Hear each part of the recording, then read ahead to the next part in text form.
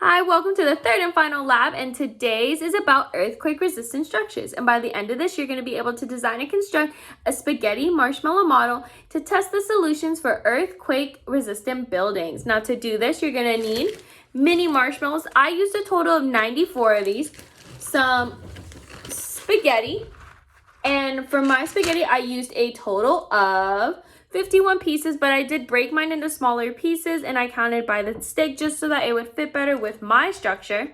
And I also used two different books. I have a big book as my base, and this little book right here is what you're going to place on top of your structures to see if they are earthquake stable.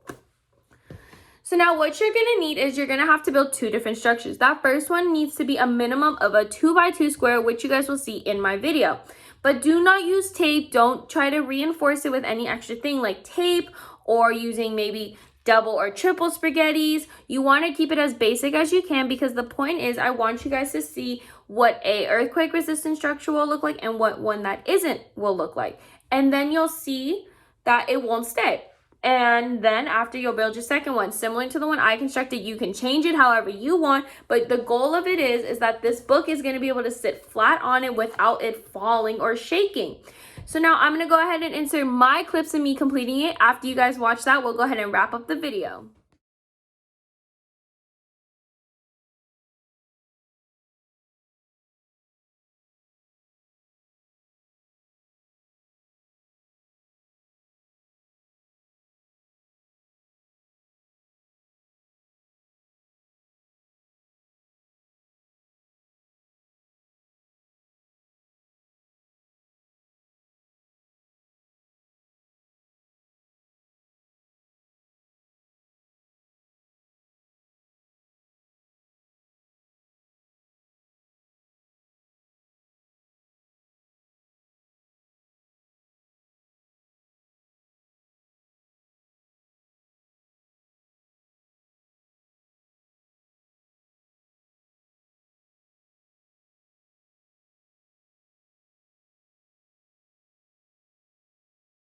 Now that you guys saw my clips of me building it, let's go ahead and put everything together. So as you guys saw, I constructed two different models. My first one, the book fell over almost instantly the minute I put it on top.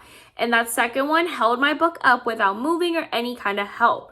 So now this just shows you how that, depending on how well a structure is built, is how well a structure could survive in an earthquake. That's like what we said if you read your background information, that some apartment buildings can be considered unsafe if they're not constructed correctly.